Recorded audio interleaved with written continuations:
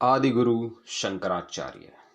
आदिगुरु शंकराचार्य जो मात्र 6 वर्ष की अवस्था में प्रकांड पंडित हो चुके थे। आदिगुरु शंकराचार्य जिन्होंने 8 वर्ष की अवस्था में ही संन्यास धारण कर लिया था। जिस वक्त बालक अपनी मां के पल्लू से चिपका रहता है उस वक्त वो सन्यासी हो चुके थे।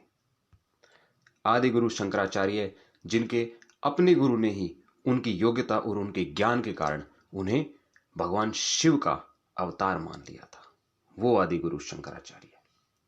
आदिगुरु शंकराचार्य जो भक्ति मार्ग पर चले, जो कर्म मार्ग पर चले, जिन्होंने हिंदू धर्म में संप्रदायों में एकता स्थापित करने की कोशिश की, योग साधना के मार्ग पर चले, उन्होंने सन्यासियों का एकीकरण किया, 4 मठों की स्थापना की।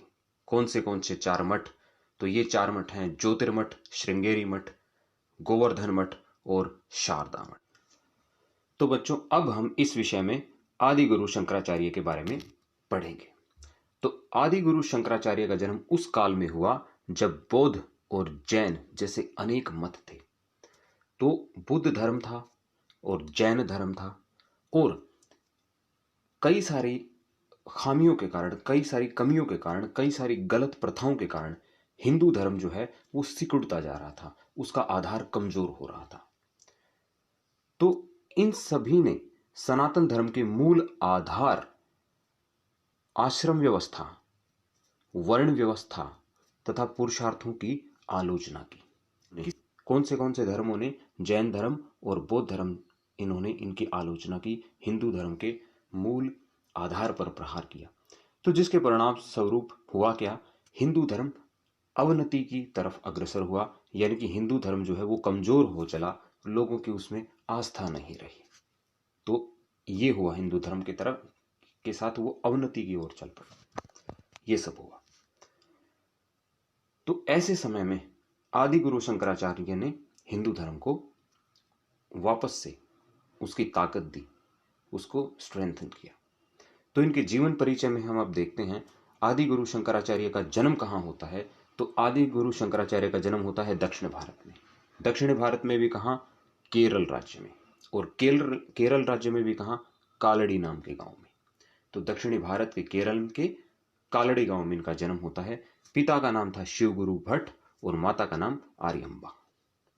तो ये इनके माता और पिता थे शिवगुरु भट्ट और माता आर्यम्बा। जब ये 3 वर्ष के थे तभी इनके पिता का देहांत हो गया। ये सब हुआ।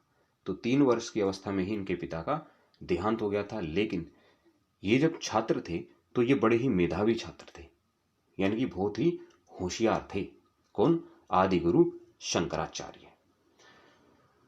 तो आदिगुरु शंकराचार्य 3 वर्ष के थे, इधर उनकी पिता जो थे उनका देहांत हो गया 3 वर्ष की अवस्था में ही। तो 6 वर्ष की अवस्था में ये क्या हो गए थे? प्रकांड पंडित हो गए थे। इन्हें खूब वेदों का ज्ञान हो चला था।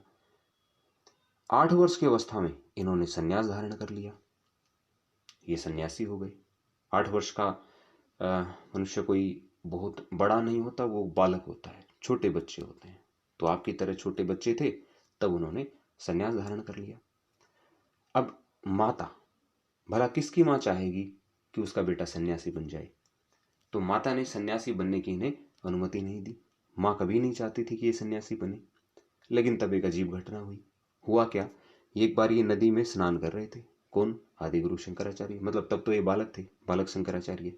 तो बालक शंकराचार्य नदी में स्नान कर रहे थे, वहां एक मगरमच्छ ने इनका पैर पकड़ लिया। ठीक है, वो उसे नदी के अंदर लेके जाने लगा। तब शंकराचार्य ने कहा कि माँ मुझे सन्यास लेने की आज्ञा दे दो, नहीं तो ये मगरमच्छ मुझे खा जाएगा और मेरी इच्छा ही रह जाएगी और मैं बिना ही सन्यासी बने मेरी मृत्यु हो जाएगी। अब माँ के पास कोई ऑप्शन रहा नहीं, माँ ने उनको आज्ञा दे दी। अब इतना कहते ही शंकराचार्य ने स्थिति का फायदा उठा लिया और मगरमच्छ से अपना पैर छुड़ा लिया। तो ये सब हुआ दोस्तों। तो 8 वर्ष की आयु में ये क्या बन गए? सन्यासी बन गए।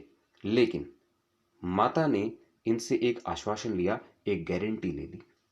कहा कि बेटा ऐसा है, सन्यासी बन जा, ठीक है, कोई बात नहीं, चला जा, तू ज्ञान प्राप्त कर, सन्यास आश्रम में रह, कोई दिक्कत नहीं मुझे।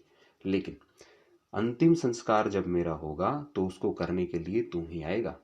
तो माता ने उनसे एक वचन ले लिया कि अंतिम संस्कार के लिए तुम्हें ही आना पड़ेगा। उनकी माता ने अब स्वयं के अंतिम संस्कार के लिए उन्हें ही बुलाने की, मतलब उनके सामने इच्छा जाहिर की। तो उन्होंने कहा कि ठीक है, आपकी ये इच्छा मैं पूरी करूंगा, लेकिन अभी मैं सन्यासी हो चुका हूं, मुझे जाने दो। फिर वो सन्यासी होकर वहां से चले गए। उसके बाद हम क्या देखते हैं कि उन्होंने आरंभिक शिक्षा जो धारण की, आरंभिक शिक्षा जो ली, वो किससे ली? वो आरंभिक शिक्षा गुरु गोविंद भगवत पाद से ली। ठीक है, क्या नाम है इनके गुरु का? गुरु गोविंद भगवत पाद से। तो ये इनका नाम है, इनके गुरु का नाम है गुरु गोविंद भगवत पाद से इन्होंने आरंभिक शिक्षा ली। और उनका आश्रम कहाँ था? नर्मदा नदी के तट पर ओंकारेश्वर स्थल पर था। ठीक है, आश्रम है नर्मदा नदी के तट पर ओंकारेश्वर स्थल पर। 3 वर्ष तक भी वो वहां पे रहे। 3 वर्ष तक वहां रहकर उन्होंने ब्रह्म विद्या प्राप्त की और उनकी असाधारण प्रतिभा से इनके गुरु भी चकित थे और उनको किस चीज का अवतार मानते थे? भगवान शिव का अवतार मानते थे। तो इन्होंने शिक्षा किससे ली? गुरु गोविंद भगवत पाद से। आश्रम कहाँ था गुरु जी का? वो नर्मदा नदी के किनारे पर ओंकारेश्वर स्थल पर था। कब तक ये वहां रहे? 3 वर्ष तक रहे। ठीक है, उनकी असाधारण प्रतिभा से उनके जो गुरु थे वो चकित थे और वो उनको किस चीज का अवतार मानते थे? भगवान शंकर का अवतार मानते थे। तो गुरु की आज्ञा से इन्होंने ब्रह्मसूत्र की व्याख्या की और फिर कहाँ चले गए? काशी चले गए। कहाँ चले गए? काशी चले गए। तो अब हम बात करेंगे आदि गुरु शंकराचार्य की शिक्षाओं की। तो सबसे पहला है अद्वैत मत। अब क्या होता है ये अद्वैत मत? तो शंकराचार्य से पहले भी अनेक वैदिक ऋषियों ने अद्वैत का सिद्धांत दिया है। ये जो अद्वैतवाद का जो सिद्धांत है ये काफी पुराना है। अब इसमें क्या है? इसमें जीव और ब्रह्म को एक ही माना गया है। जीव जो हमारे अंदर है, जीवात्मा है, वो जीव, और ब्रह्म यानी कि ये पूरा संसार, ये सृष्टि, वो जो परम तत्व है जिसमें एक दिन हमें मिल जाना है, तो वो एक परम तत्व है और एक हम है यानी कि जीव है। बात समझ में आई? एक जो हमारे अंदर है जिसकी वजह से हम जीवित हैं वो जीव है, और जो परम तत्व है, जो परम ब्रह्म परमेश्वर है, वो ब्रह्म है। अब हमें उसके अंदर एक दिन मिल जाना है। ये अद्वैतवाद का सिद्धांत है। तो ब्रह्म सत्य, जगत मिथ्या के अनुसार शरीर में व्याप्त आत्मा ही सत्य है, जो भूत वर्तमान एवं भविष्य में भी रही है। तो हमारी जो आत्मा है ये अजर है, अमर है, हमेशा से रही है। ये भूतकाल में भी रही है, वर्तमान में भी है और भविष्य में भी रहेगी। और इसे कहाँ मिल जाना है? इसे उस ब्रह्म में मिल जाना है। जीव को किससे मिल जाना है? ब्रह्म से मिल जाना है। तो जीव और ब्रह्मा एक ही है। ये है अद्वैतवाद का सिद्धांत। इस पे इन्होंने शानदार काम किया है। किसने? आदि गुरु शंकराचार्य ने। तो ये इनकी शिक्षाओं में हम पढ़ रहे हैं। उसके बाद नेक्स्ट है भक्ति मार्ग। शंकराचार्य ने भक्ति का खूब प्रचार किया। उनका मानना था कि प्रेम और साधना से ईश्वर को प्राप्त किया जा सकता है। तो उन्होंने किस मार्ग का प्रचार किया है? भक्ति मार्ग का। किस चीज पर भक्ति मार्ग में उन्होंने फोकस किया है? प्रेम पर और साधना पर। भगवान से हम प्रेम करें और एक सच्चे साधक की तरह साधना करें, और उससे हमें किसकी प्राप्ति हो जाएगी? ईश्वर की प्राप्ति हो जाएगी। और उन्होंने क्या कहा है? सच्चा ज्ञान तो प्रेम है।